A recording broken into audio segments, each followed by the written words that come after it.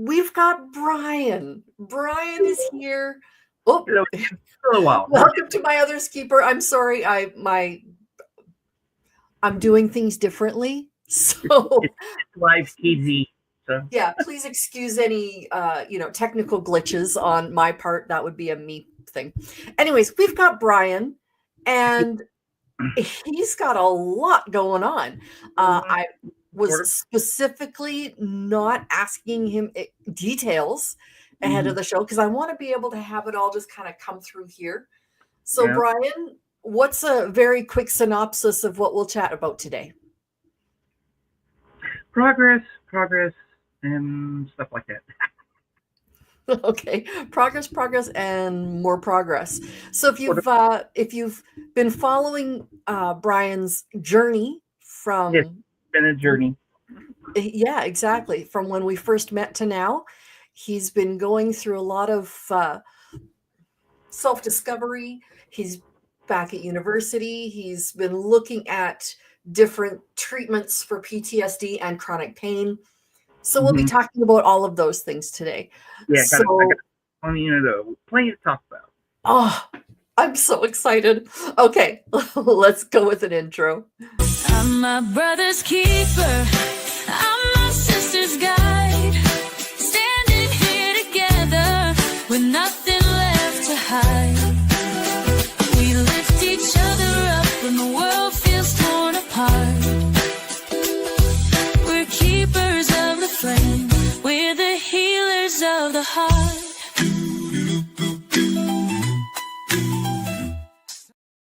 Alrighty, welcome back. Hey, Joel, nice to see you. I'm so glad when you come.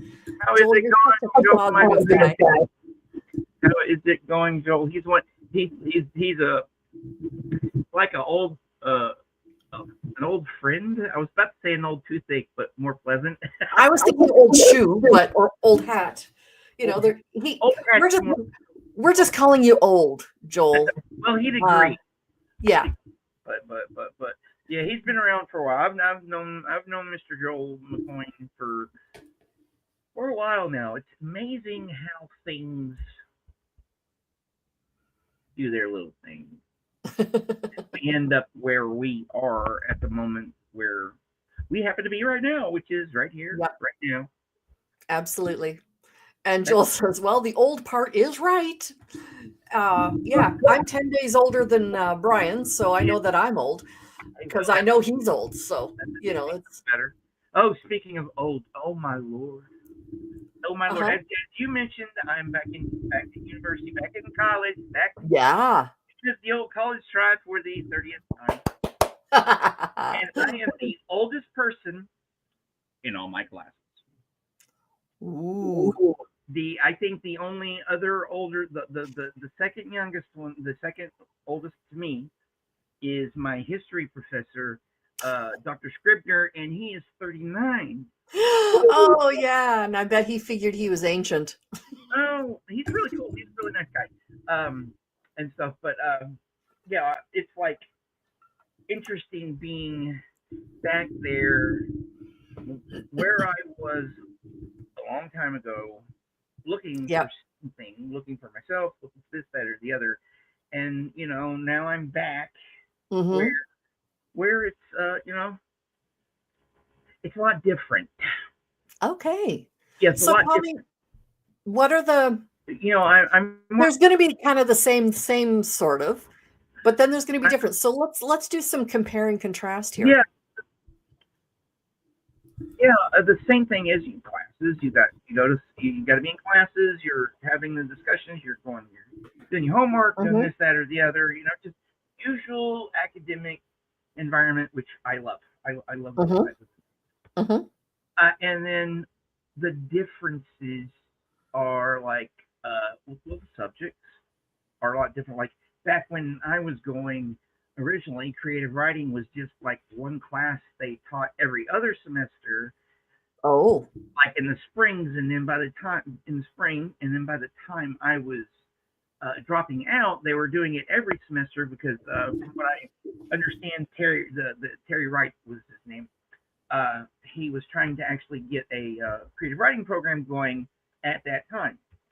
Okay. So the creative writing program is 20 some odd years old. So it's Mm. established that the, it's just interesting to see uh, that that actually came to fruition, and um, those type of programs attract talent.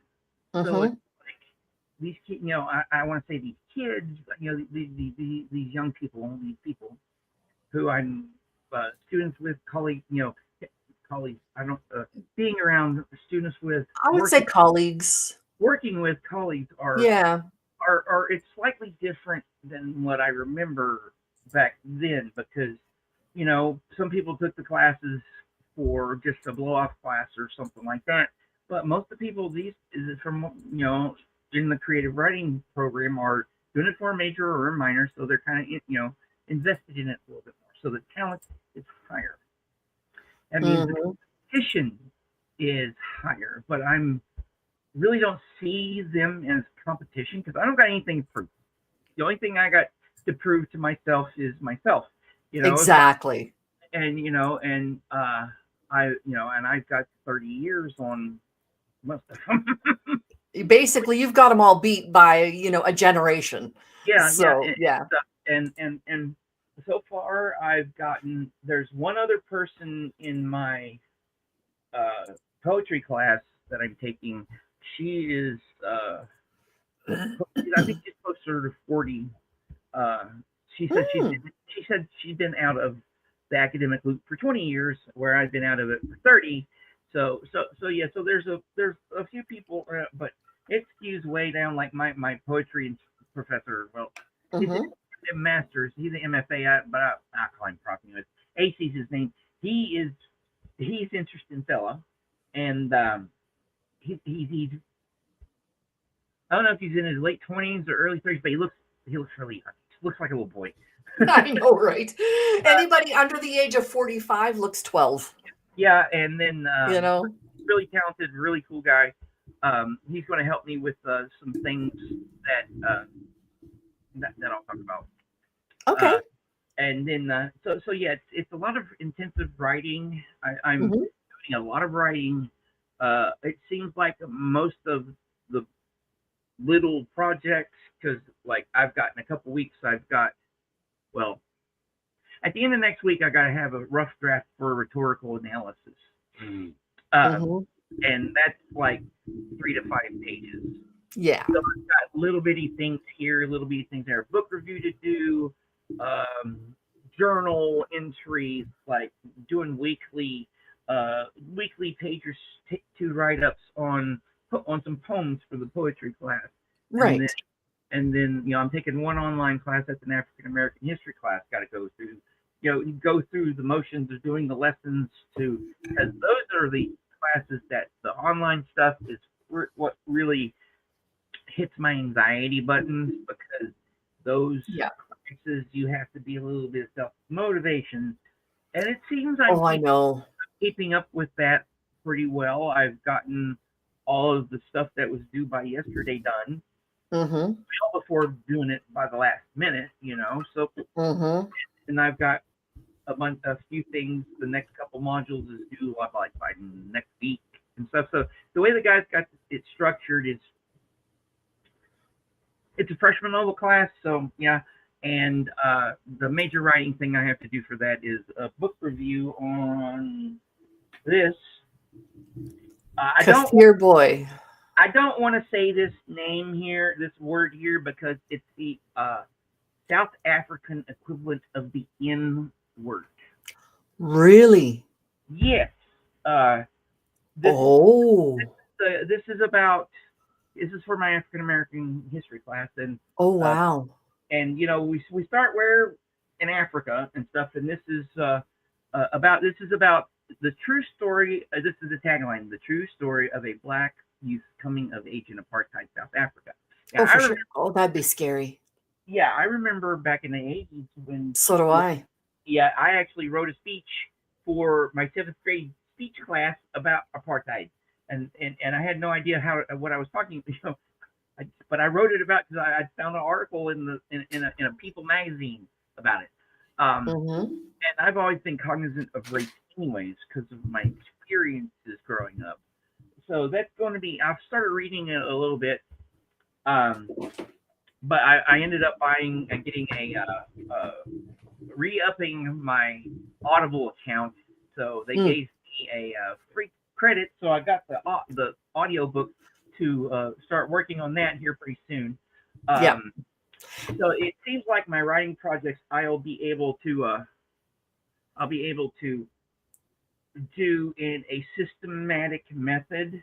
I just got to figure out how I can make the cogs intermesh to go Yep. forward to psych myself out, get over the inertia, get the work done because I've got have fun. See you, Joel. Thank you for coming by. Replay. Um, so yeah, getting it done, staying on top of my work. Like after we get this done, I've probably got a couple hours of reading to do, which I got a lot done beforehand. Which I had this morning. I actually had a medical appointment down Little Rock, which pertains to some other things we'll talk about here in a minute, here in a little bit. So I had a medical appointment. I had a busy day today, doing stuff, running errands, this, there, the other. Got home, ate lunch, and started. I was like, try to take a nap. Can't take a nap.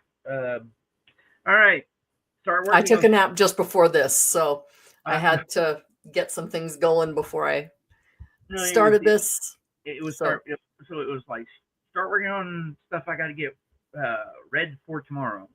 Yes, exactly. Then it was like, okay, brew coffee. All right, take a break and watch Aaron talk about these hate videos. Aaron Smith-Levin from the Ex-Scientology thing. Oh, yep. He was doing this thing about hate videos and stuff like that. It was interesting, and I started analyzing it rhetorically. Oh. Because I'm taking an intro to rhetoric class, right? Exactly. So, and like doing new things. Like I have not written a book report.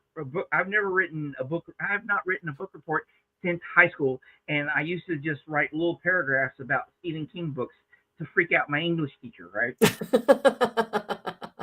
Well, what I like about the Audible thing, having the Audible and the physical book, you can have the input orally, AU, and visually at the same time. And and then you can do notes or you can highlight or nice.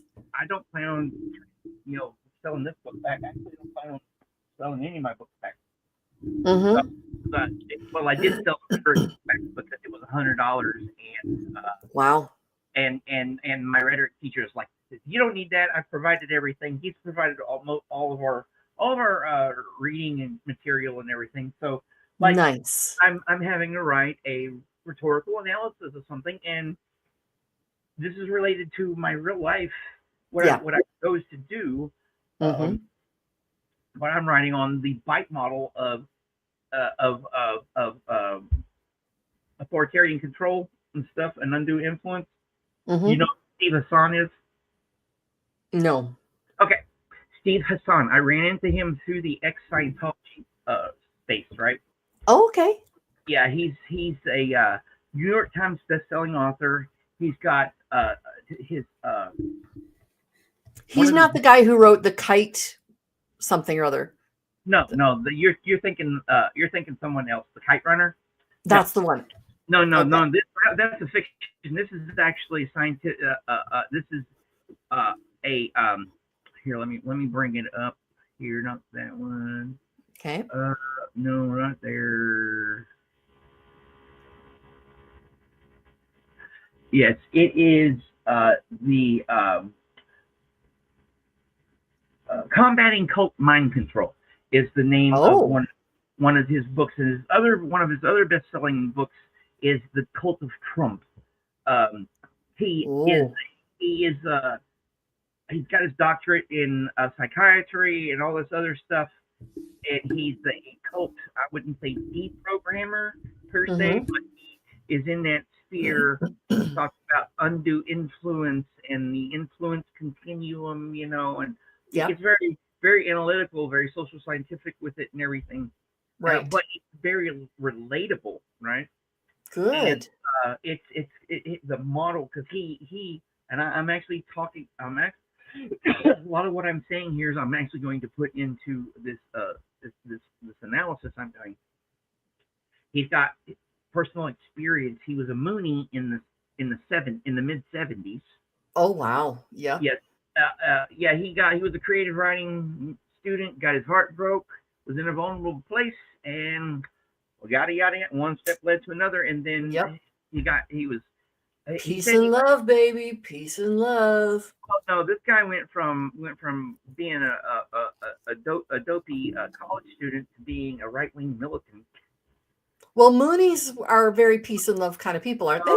No. You're thinking Hare Krishnas and all that stuff. No, Ah, the yes. Moonies, especially that flavor, are very extremely right wing.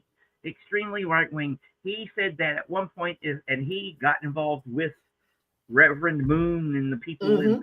in the upper echelon for a little while. And he said if Moon would have said kill this person, he would have went and killed them.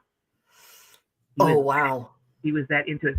So he's got what they call ethos.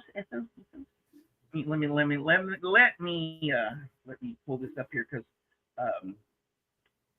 so the when here it is. It's ethos, pathos, and logos. Ethos is authority, your qualifications. Pathos is like is like Is that your emotional. thought processes? No, that's Oh, I your thought ethos would be your emotions. no. Here, let me. Okay. Ethos is like ethics, like Yes. yes, and then where is it? Right here. Pull this up. Yeah, ethos is establishing credibility. Logos is structuring persuasion through categorization, and pathos is evoking fear or emotional. So you go from establishing credibility to talking logically, explaining things in a nice, coherent manner, and then you appeal in the last part of it, or you talk about its appeal or whatever. Trying to appeal to your point. Mm-hmm. My point is going to be that this stuff is useful in today's society to begin with, because it talks about what is it's the BITE model stands for behavior control, right? Mm-hmm. They control your behavior, they control your information, right? Yep. And then they do stuff like stopping cliches. They control your thoughts. Yes. Well, a very cliche, a very poor example would be "It's so easy a caveman can do it." So Okay. stopping cliche. Yeah. But more, that's the only thing I can think of. Pull out of the old gang at the moment, and then it's then emotional control. The idea that emotional control, they make you angry at stuff. Like for example, with the politics, the way the politics are here now, angry at immigrants, angry Right. at Yep. or make you afraid. Yep. Emotional control. So it's a very, first of all, the acronym FIGHT. Everybody knows it. Mm-hmm. And the explanations for it are very understandable, succinct. He was a creative writing dude, so he knows how to write. Right. I'm actually reading his dissertation. It's going to be a part of my one of my sources for it. So, and it's very relatable and stuff. And it's a good thing. And I've watched him on numerous videos and stuff like that, so I know a lot about it. So that's what I'm doing my rhetorical analysis on, and then the book review and other things that I'm doing that I'm doing that's new, or that I haven't done in a long time. Mm-hmm. Like I've written term papers before and stuff for myself and for other people and stuff like that, and so I know how to do it, but I don't. It's not that I don't understand the methods that my history professor, because this is the historian's craft, my history professor is trying to do. Hey, Tiff. Hey, Facebook mom. Hi, Marie. Hi, Tiff. So it's doing a lot of learning. I'm doing a lot of new. I'm having to overcome stuff. Like I told my history professor when I went and talked to him about on Wednesday about the upcoming thing, the paper we're doing. Okay. That I can procrastinate on stuff and it's like at times I would just like get half a dozen sources or so together, and 2 days night before papers due, just bust it out because no, we're not going to do that here. So he's got a method to his madness, and it's getting into that, getting understanding what he's doing, because he's doing it along like we're like detectives, because historians are detectives. Historians take information, they put it together. I approach it more as a storyteller. Mm-hmm. That's what I am. Yeah. I'm a storyteller. So it's learning new things and doing the research. And like I say, I've got a couple hours worth of reading to do after we're done here before I go to bed. Yeah. Thank God for coffee. Also, I'm probably regret drinking coffee. This is going to regret drinking coffee this late at night. But and then I've got a lot of stuff going on in the poetry world. My show, my channel's still stuck. Not even I can't really get anywhere. I ain't really been getting anywhere lately with subscribers. You got the subscriber anxiety, but I've been trying to do my live streams at least 4 or 5 days a week. I didn't do it because I didn't do it this morning because I had a medical appointment. I had an MRI on my neck then. Yes.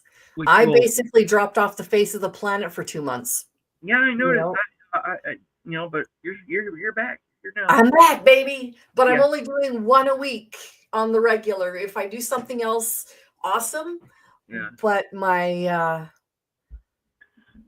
my regular is going to be one a week. Now I structured my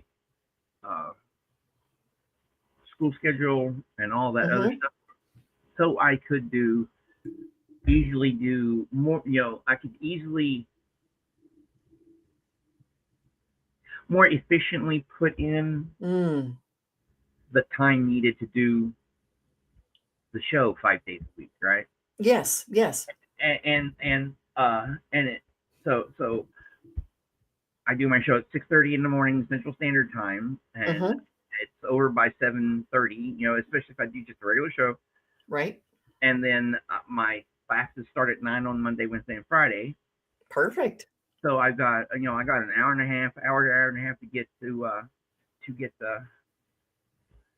school and stuff. And so the way I've structured things, Monday, Wednesday, Friday classes. I got Tuesdays, Thursdays to do work, to appointments, take people to places because that's one of the things. I play chauffeur to my friends sometimes, so and you have a car. Okay, sorry. That makes it a lot easier to do stuff like that. Oh, for sure. So it's amazing sometimes looking back at the last year, just where I was at this time last year. Absolutely. I was stuck and miserable. And now it's like, like I tell my therapist, I see my counselor once a month. Nice. And keeping up with that, and I'm doing better now, despite the fact, in spite of the fact that I'm still depressed, chronic depression and all my other issues that I've been dealing with. I'm doing better now than I've done in years. Right. Getting my class, having something that I've been wanting to do for a long time finally start. Yeah, what a great feeling that is. And because I'm one of the things I firmly believe is one of the reactions to trauma is impatience. And because I joke and say sometimes I have the emotional reaction of a 3-year-old. 3-year-olds are impatient, they can Yeah. be, so that's and I'm that's one of my things, impatience. Sometimes I was like, sometimes to the point of psychosis, or neurosis, not psychosis, neuroses, being Yes. neurotic, impatient. But I'm working, I've been, learning more to take it one step at a time, to be centered, take it day by day, Mm-hmm. Mm-hmm. for sakes, I'm 53 years old, time's ticking, ticking, ticking. So I'm trying to enjoy every second that I have. And so for the most part, it's okay. Mm-hmm. I still curse God at times because that's what we do. Mm. uh, but things are working out. Excellent. Uh, to for the positive most Yep. part. So like I said, I'm working on I'm the cogs of getting stuff done are there. There seems to be meshing together, and the wheels are turning, and Wonderful. progress is being made. I'm working on my channel, which leads to the poetry thing because as I'm Yes. in poetry. My minor is creative writing, Yes. so I took a that's why I'm taking a rhetoric class, and then I'm taking a poetry class Mm-hmm. in it's called forms, poetry forms, and Mm-hmm. that's really interesting. And like I did my poetry instructor. He's a young guy, really nice, really cool guy. We like some of my favorite poems is actually a lot of her so far in it and stuff. Mm. And thrown this stuff to my channel and turned them into music. Like there's this one poem by this woman named Elizabeth Bishop called One Art.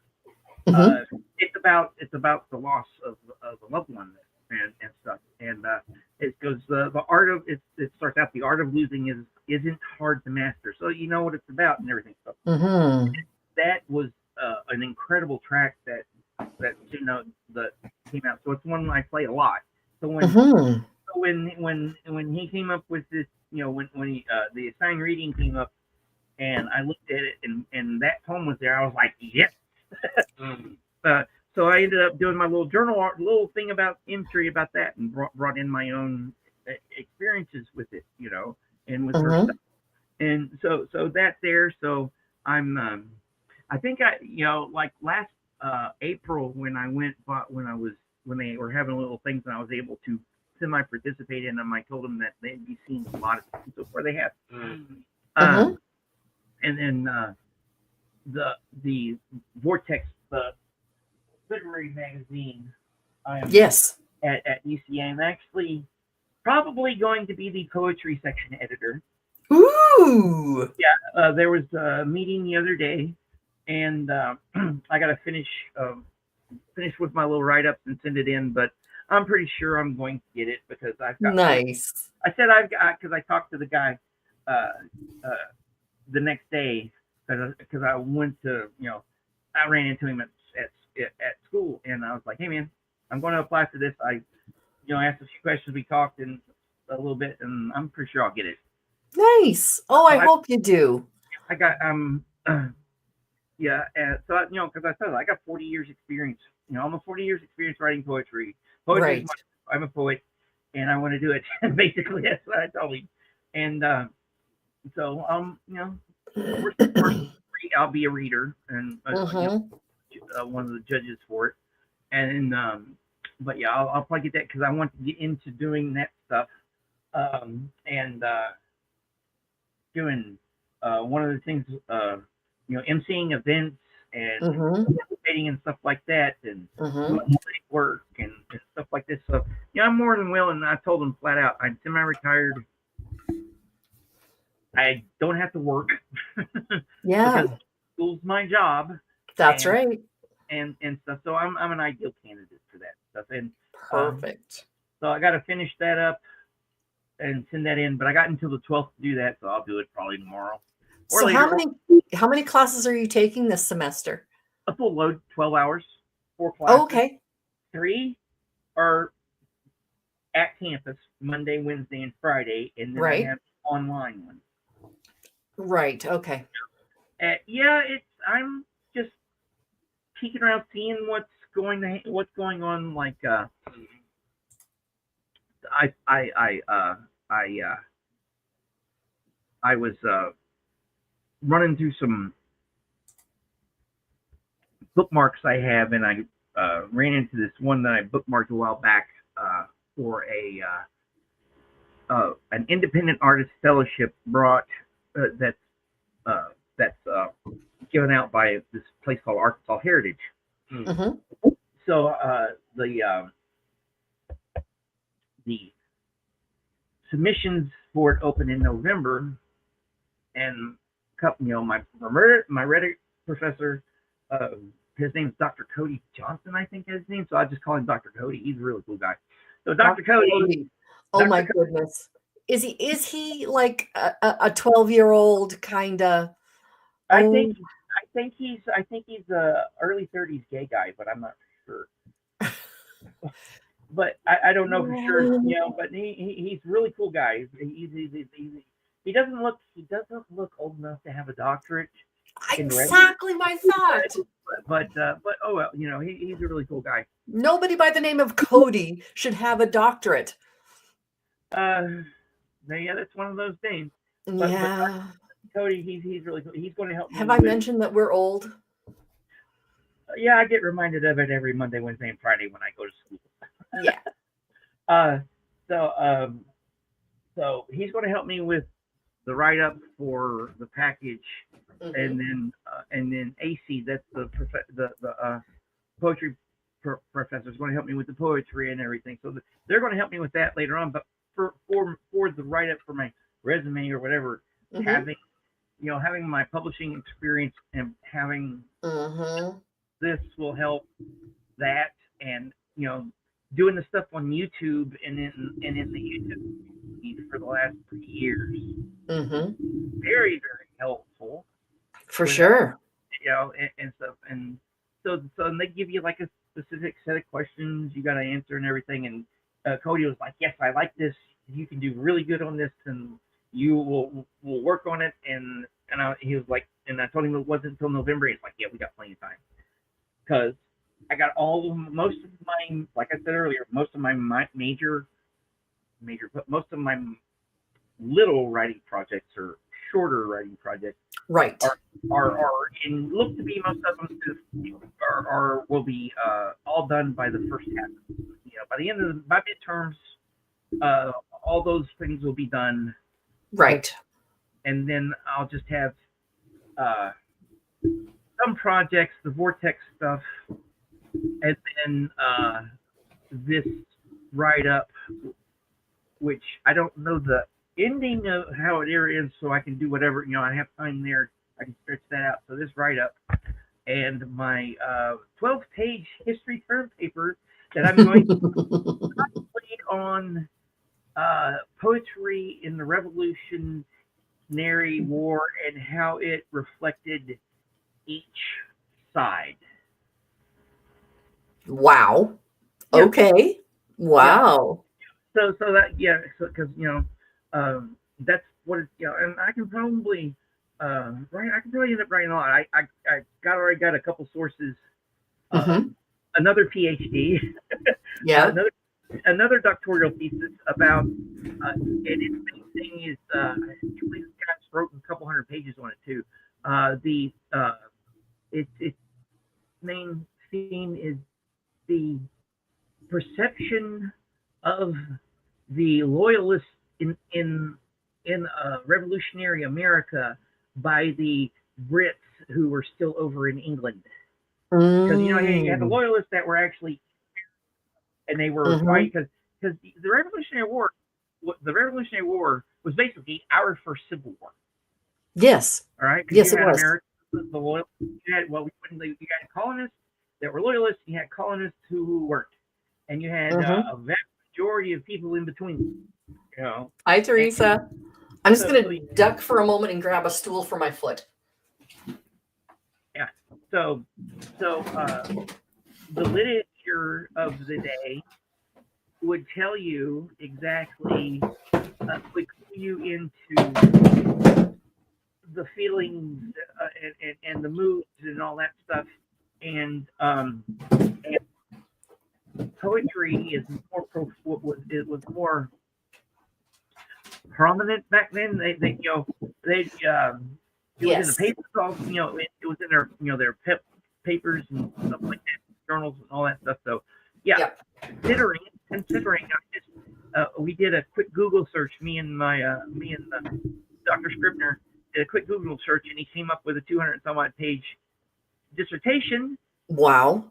Yes, a 200 and some odd page dissertation on that exact subject. So there is so there's a lot I can write on that stuff. So there's potential there. So, and that's something I haven't done in a long time. So Mm-hmm. so lots of work ahead, but work that seems to be Useful. Yeah. valuable to me, useful and enjoyable, fun, Yeah. producing. Productive, kind of. Oh yeah, you're being productive and stuff and getting stuff done. Oh, yeah. Hey Teresa, how's it going? Which kind of leads me to what's going on with the MRI today. Back in February, I had that epidural. Yes. So I was able to talk to my primary again. Yes. And one of the times I took my buddy down to see the chronic pain clinic, I asked them about what to do, and they said, "Well, just come see us." Mm-hmm. And so I saw them a couple weeks ago, Mm-hmm. and she was the woman I talked to. What they do, the blocking for, they Mm-hmm. don't. The VA does not do it for kids. Right. Okay, they only do it for a specific certain number of conditions. And apparently, mine doesn't fit. The according to our initial conversation, and I think I was not being rhetorical enough in my I wasn't I let my I don't think I did a good job of explaining or myself or stuff like that. And so I got so we kind of decided to this me and the forgot her name. Kind of, she said, "Well, you should have had an MRI done before you." My early last MRI was like four years ago, before I put myself into exile. So that would have been 21, 22, somewhere in 21, 22, right around there. So 4 or 5 years. Yeah. Yeah. So updated MRI, which I got done this morning. Mm-hmm.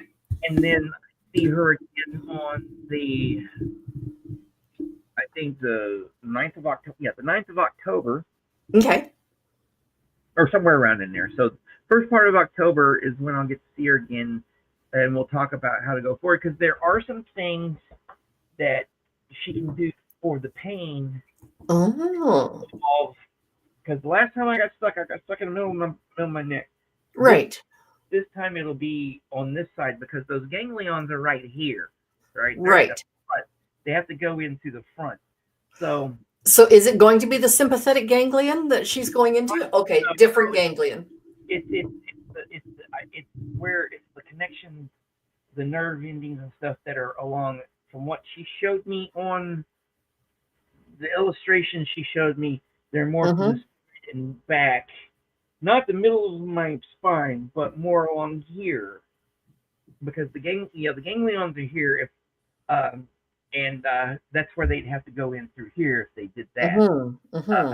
So worst comes to worst, I'll probably here sometime soon. I'm going to call some chronic pain clinics around in Little Rock and around the area to see if they'll do it for me and how much it'll cost.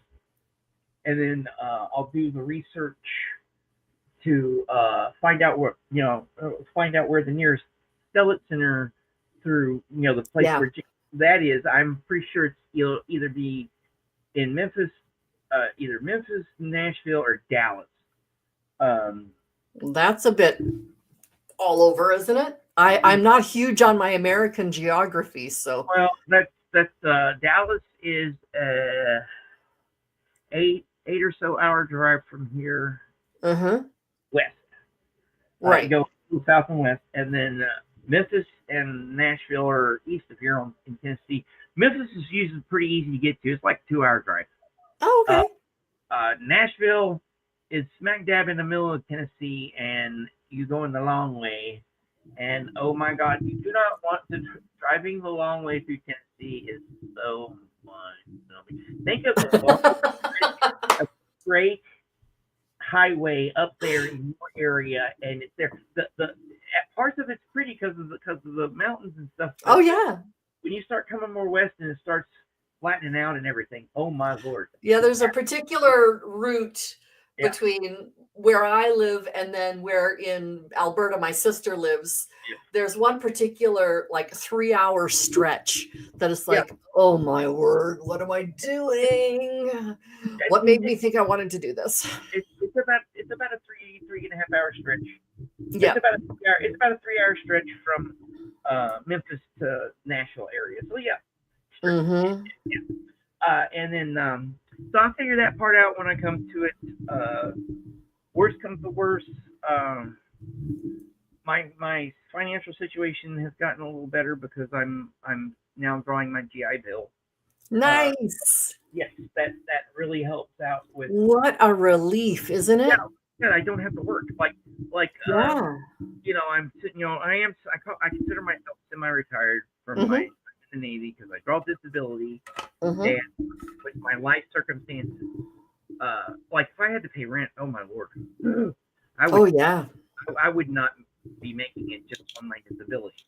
Absolutely. But I don't pay rent, so and because of that, I was able to again exile myself from society, scrape myself down, and figure out. Get excited here. with the hand. Your jar of water? My mic. Yeah, my mic. Okay. Speaking of, let the old whistle there for a second.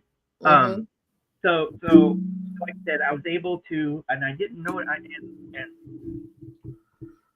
I remember thinking at the time, okay, I'll do this for a year. Yeah, I'd be doing it. There ain't no way I'm going to be doing it for 2. Yeah. Yeah, it took over 2 years.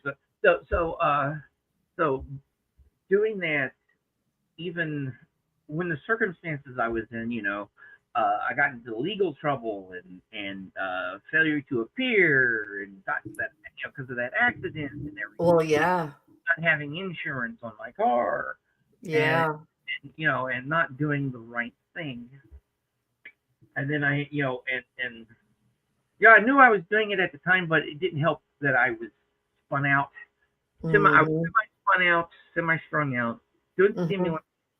And like I said, when you're up for days, you don't make good decisions. No, you don't. Yeah, your whole body likes to shut down, and your brain is a large part of that. Yeah, and you start hallucinating, you lose depth perception and all that stuff. That's the reason absolutely. Reason I got into I rear-ended that person was because I'd lost my depth. I didn't have my good depth perception. So I've been up for a while. Okay. So taking it, the time it took to take care of that, how I ended up having to take care of it, and because I like I said, for the first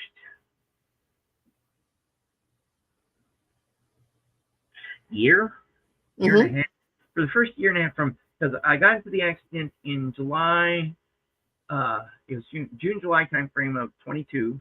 And then I that friend of mine had given me that car, and I was driving around on on suspended license because I didn't know what to do. I knew what was wrong. I knew the situation I needed to take care of, but I did not. I was afraid. Yeah. I'd been in front of a courtroom for a speeding ticket, but not for failure to appear and all this other shit. So, so when the universe said, buddy,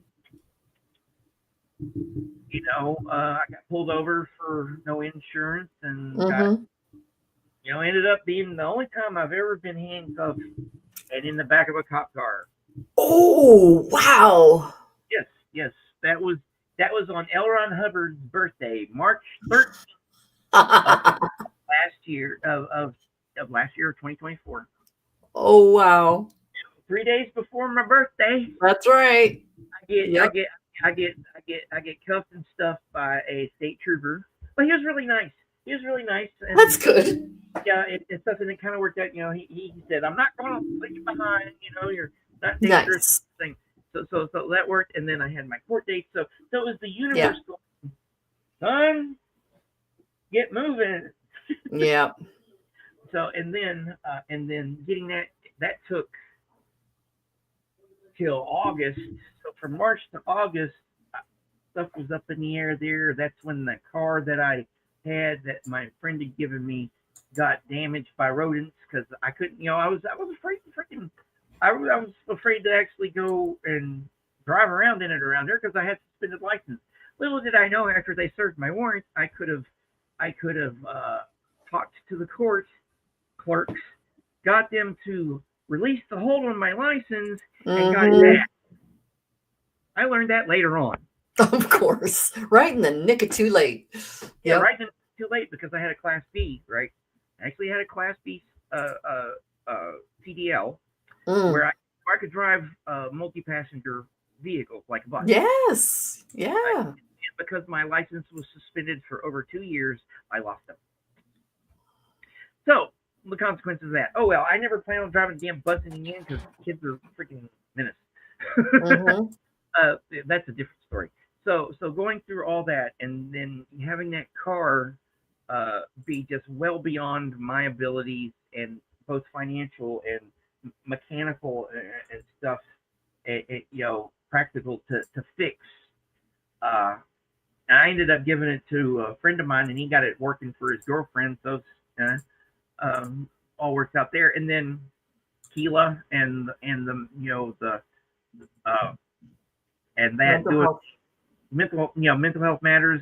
I met her through I met her through Reese in the anti-Scientology part. Yes. And she helped me with the Give Sing Go and then by Thanksgiving, which best Thanksgiving ever, I had my car. Now I'm going to school. Something I wanted.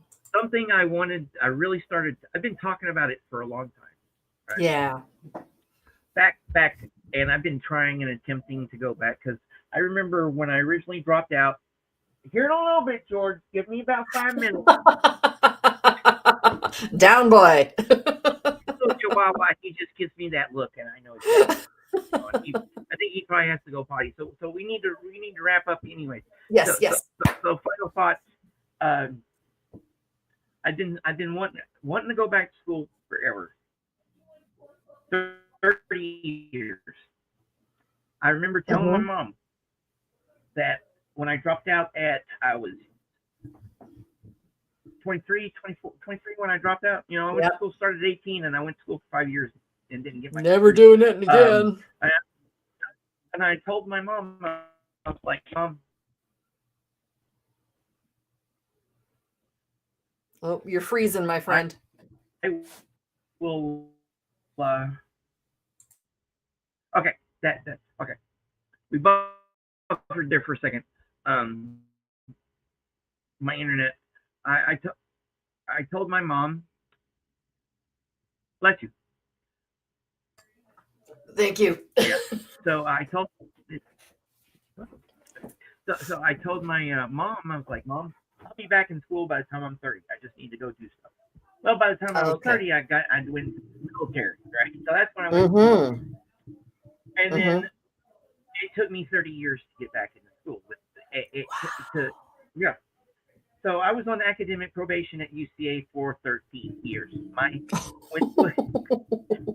When they let me back in, they did all their stuff because I had to do transcripts from Oh my misplaced word. and all that stuff. So Yeah. they did all that together, and it put my GPA at 1.953 or 35, not 1.9554. Okay, so like just under 50%. Yeah, just under C, and you have Yeah. to have a C average to a 2.0 to graduate. Right. So I took that biology and that music class, and I made A and a B. I made A in the biology class and B in the music class, and Beauty. that put my GPA at a 2.053 or 35. 2.035. Yay. So I'm off of academic probation. All I gotta do is make C's. The pressure is off. You know, Nice. I want to get into. It's not like I want to get into a graduate program. I'm pretty sure the graduate program at UCA, I'll be able to get into, despite my cumulative GPA, Mm-hmm. because of other things in my resume. If I get the fellowship, that'll be a good thing on my resume. Doing the Vortex stuff, good thing on my application and all that stuff. But yeah, so things are progressing. I'm having fun. That is so awesome. There's other frustrating parts of my life that the love life could be better. You mean it exists? I don't even want to get into that. Sorry, I was being saucy. Yeah, that's complicated and simple and complicated and simple and stuff I'm writing about right now. Got it. Yeah, and stuff. So stuff with poetry. So other stuff. The financial situation is getting better. Hopefully by this time next year, I will have everything done, everything I needed to do to get me a new dwelling. I want to do a tiny house because the place I live in has seen better days and it just needs to be demoed. Yeah, well, I want I want a clean slate. Yes, absolutely. Yeah. So doing that. So things are progressing. I'm working towards goals, getting stuff done, and Bryan, so many things are on the move for you. I'm so excited for you, my friend. Yeah, okay, we'll do another one. If you want to do it sometime in October after I talk to the doctor again. Sure. So okay. 5 6 weeks. 5 6 weeks. 6 weeks. Let me see. Here, let me. September, October. 6 weeks from now would be around the 9th. Does that sound right? Yeah, Thursday the 9th, because I see the doctor on the 7th, so that will be cool. Perfect. Okay. And it's between now and then we'll figure it out. Perfect. I will write you in. If only I could find a pen. There we go. Yep. All right, George, I'm almost done. All right, I'm gonna head out so I can take my dogs out and stuff. And the Chihuahuas, they look at you. That's right. Thanks, Jim. Thanks for talking. Thank you for coming. It's been wonderful to catch up. There's a lot more to go. There'll be a lot more. We'll do this, that, or the other. But I got stuff to do, reading to do, and an anxious dog looking at me. All right, we'll see you. And thanks for all of y'all for showing up and everything. Yes. Thank you very much. Bye. Okay, bye. Okay, so thank you everybody for coming. I really appreciate it. Just the support and the love that you've been showing me and everybody that I love on Facebook. It's just been wonderful. So I will see you in 1 week. I do not know yet who I will be talking to because my executive functioning sucks.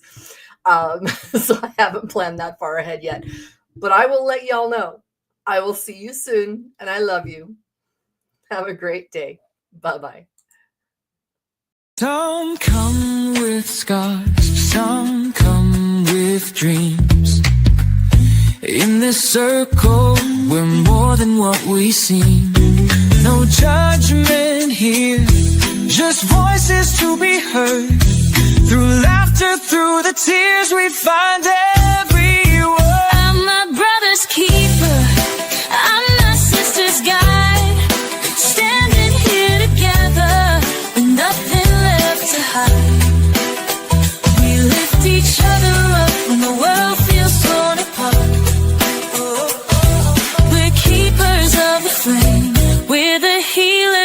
of the heart.